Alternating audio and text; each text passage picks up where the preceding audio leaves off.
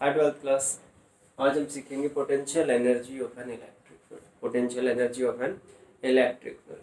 सो potential energy means energy और work done due to change in position. अब electric field में position change कर रहे हैं तो कोई मैकेनिकल या ग्रेविटेशनल फोर्स यहाँ पे मेंशन नहीं किया जाएगा। यहाँ पे जो फोर्स लिया जाएगा that will be electric force. So electric force के अगेंस्ट या अलोंग हम कोई वर्क डन अगर कैलकुलेट कर रहे हैं that is called potential energy. और इलेक्ट्रिक फोर्स के रिगार्डिंग अगर कोई पोटेंशियल एनर्जी हम कैलकुलेट करें तो इलेक्ट्रिक फोर्स को रेस्पॉन्ड कौन करते हैं? Charges. So I can say that as you know the definition of potential energy of an electric field, it is amount of work done. It is amount of work done in bringing a charge. Suppose we have any charge q2 which is at infinity, and I am going to bring it any specified position. Say that position is r, x, y, जो भी आप उस position का नाम रखो, that position is r. और वो are position किसी दूसरे चार्ज के फील्ड के अंदर होगी। सो इस चार्ज के फील्ड के अंदर हम इस Q2 को लेके आ रहे हैं इन्फिनिटी से। अब इन्फिनिटी पे पोटेंशियल कितना होता है? जीरो। इससे इन्फिनिटी पे है तो पोटेंशियल कितना होगा? V is equal to zero at this point infinity. And यहाँ पे R पे क्या होगा? जो भी पोजीशन है VA, VB या VR। So potential difference will be equal to V minus zero. So it will be V. So potential is V. What is the potential at point R? Is the potential difference, because at infinity the potential difference is zero.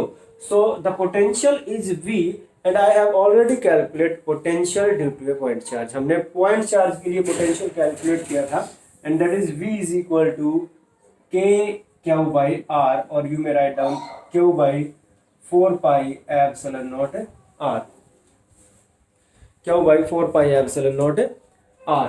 So अब अपने पास जब V की value आ जाती है V is equal to Q by 4 pi epsilon naught R is potential difference or potential at point R.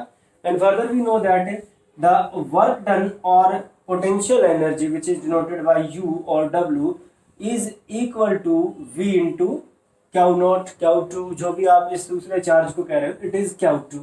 So V into Q2. V is potential at point R and Q2 is the magnitude of the second charge which we will bring from infinity to any certain point say R or anything else जो भी आप उस point को नाम दे रहे हैं। ठीक है, यहाँ पे हम कैलकुलेट कर रहे हैं दिस वर्क डन।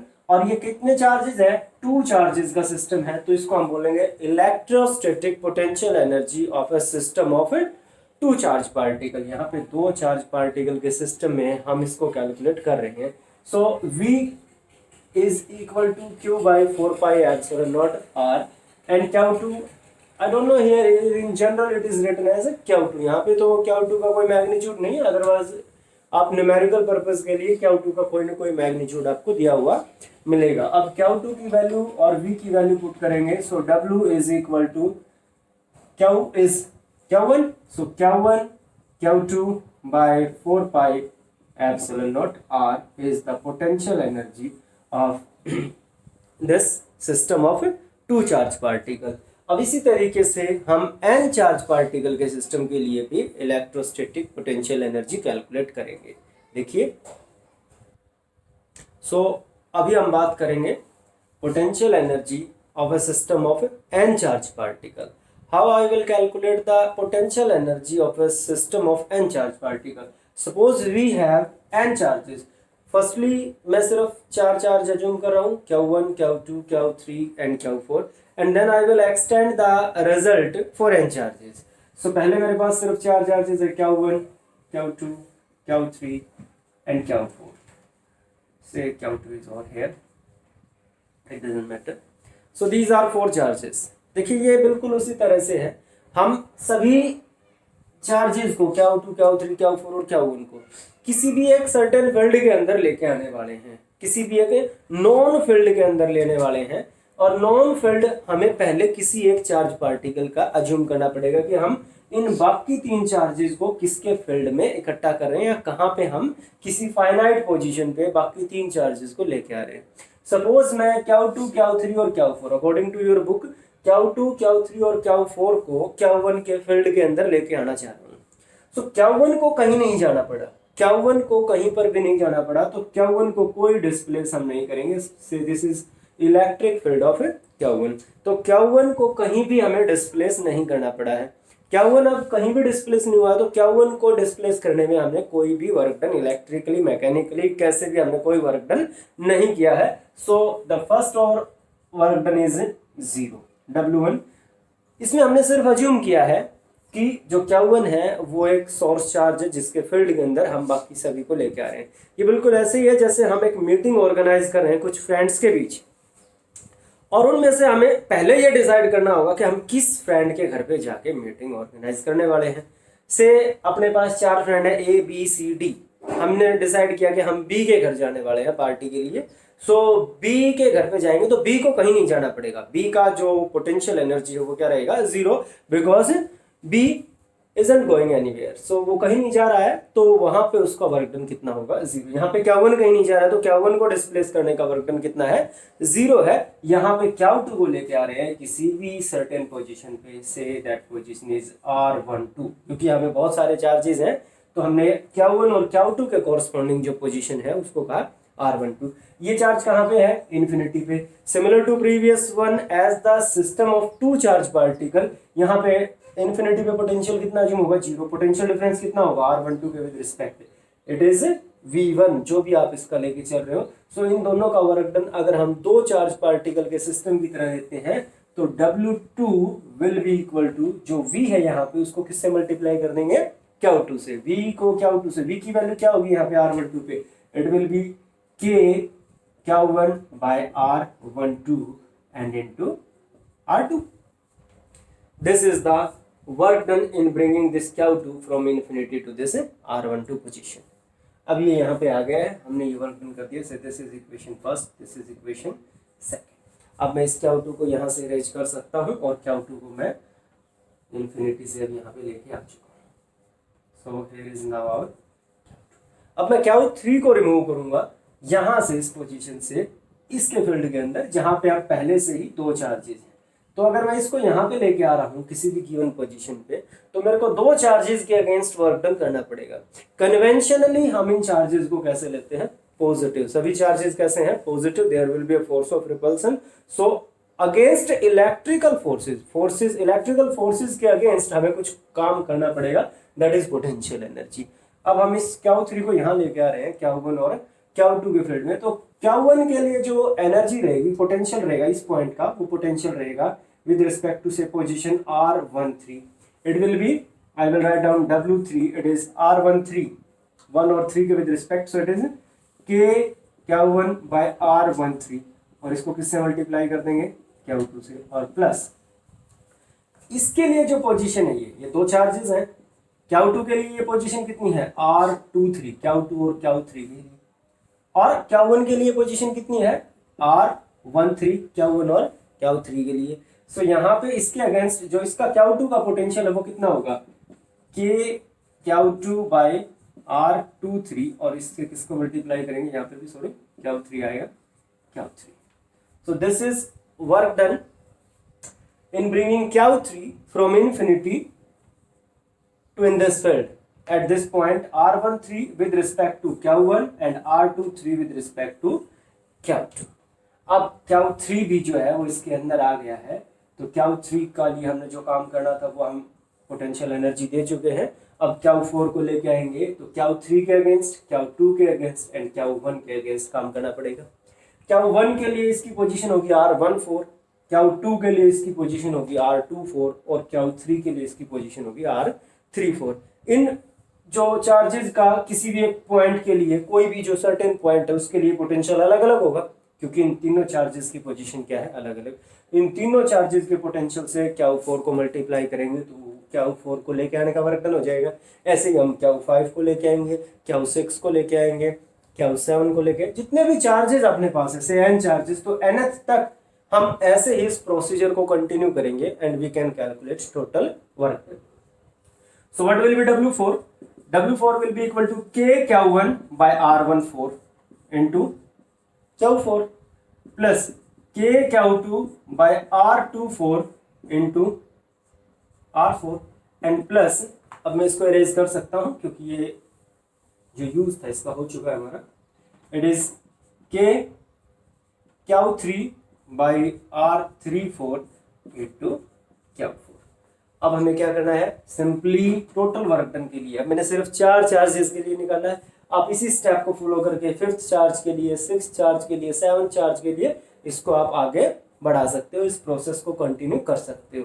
ठीक है, अब अगर यहां से मैं इन सभी चार्ज, सभी वर्क डन को ऐड कर दूंगा, then total potential energy W in bringing this 4 charge at a certain point from infinity to any specified position is equal to K, सभी में है, सो K will be common, it is Q1, it will be Q1 Q2/R12 plus Q1 Q3/R13 plus Q2 Q3/R23 plus Q1 Q4/R14 plus Q2 Q4/R24 and plus Q3 Q4/R34. This is total work done. I can also write down the value of K. K is, आप सबको पता है 1/4π∗, अगर लिखना चाहें तो आप लिख सकते हो। इन दिस वे आप न्यूमेरिकली या जैसे भी आपको इस कॉन्सेप्ट को सोल्व करना हो, आप you can calculate total energy. अब आप इसको समेशन की फॉर्म में लिखना चाहो तो लिख सकते हो W या potential energy is equal to 1/4πε0 summation I and J, 1 2 ऐसे 3 ऐसे 4, so it is QI QJ/RIJ I comma J for all pairs, for all pairs such that I is not equal to J, जितने भी pair हैं सभी के लिए। आप इसको थोड़ी एक्सटेंशन और दे सकते हैं, देखिए 1 मिनट बताते हैं आपको। सो देखिएगा, ये अपने पास जो रिजल्ट है अभी हमने कैलकुलेट किया है कि W इज इक्वल टू 1/4πε0 को मैं K भी रख दे सकता हूँ और 1/4πε0 भी, it is equal to W is equal to 1/4πε0 summation I and J for all pairs. I is not equal to J, QI QJ/RIJ। अब हम क्या करेंगे, इसको थोड़ा 1 से n तक समेशन को एक्सटेंड करेंगे। ठीक है, 1 से n तक समेशन को एक्सटेंड करेंगे। I is not equal to J, तो यहाँ पे 2 टर्म पे समेशन चल रहा है। देखिए मैं आपको एक सॉल्यूशन करता हूँ, XI YJ, I varies from 1 to n, J varies from 1 to n and I is not equal to J।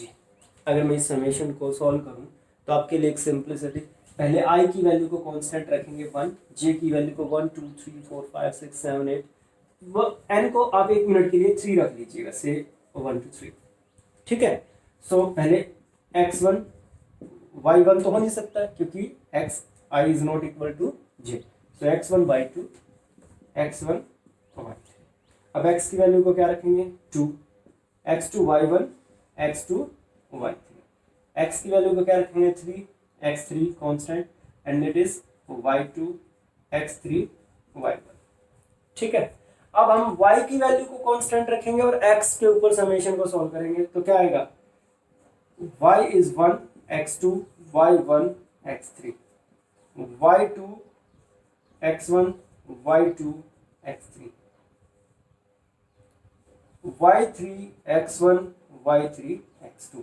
अगर आप इन सब को ऐड और आप इनको देख रहे हो तो इसमें जितनी भी टर्म्स हैं वो सारी रिपीट हुई है। देखिए x1 y2, यहाँ पे आपको मिल रहा है x1 y2, यहाँ पे x2 y1, so definitely you will find out another x2 y1, यानी कि सारी टर्म्स जो हैं वो रिपीट हो रही हैं, 2 बार हम उनको लिख रहे हैं, जबकि एक्चुअल सॉल्यूशन में जितनी भी टर्म्स आई थी वो एक ही बार आई थी। तो अगर मैं इस समेशन को I varies from J to N, I and J varies from 1 to N लिखता हूँ तो यहाँ पे ये टर्म्स रिपीट होंगी बिल्कुल ऐसे ही। जब हम इसको सोल्व करेंगे तो इस रिपीटिशन फैक्टर को दो बार टर्म आ गई, तो इसको मैं क्या लिख सकता हूँ 2x1y2 plus 2x2y1 plus 2x1y3। तो उस 2 वाले फैक्टर को कैंसिल करने के लिए इसको किससे मल्टीप्लाई कर देते हैं 1/2 से। So W can be written as 1/4 pi epsilon naught को के रख देता हूँ मैं 1/2 के summation I varies from 1 to n, j varies from 1 to n and I is not equal to j, क्या हुआ I क्या हुआ j by Rij। अब आपको समझ आना चाहिए कि 1/2 कहाँ से आया है, ठीक है। अब क्या हुआ I को अलग रख लेते हैं और क्या j वाले समेशन को अलग रखते हैं, तो हम लिखेंगे इट इज 1/2 समेशन क्या I and I varies from 1 to n and k क्या j summation Rij and j varies from 1 to n and I is not equal to j। देखिए क्या I के लिए अलग समेशन लिख दिया है, I varies from 1 to n, क्या j Rij के लिए अलग और k को इसके साथ रख दिया है।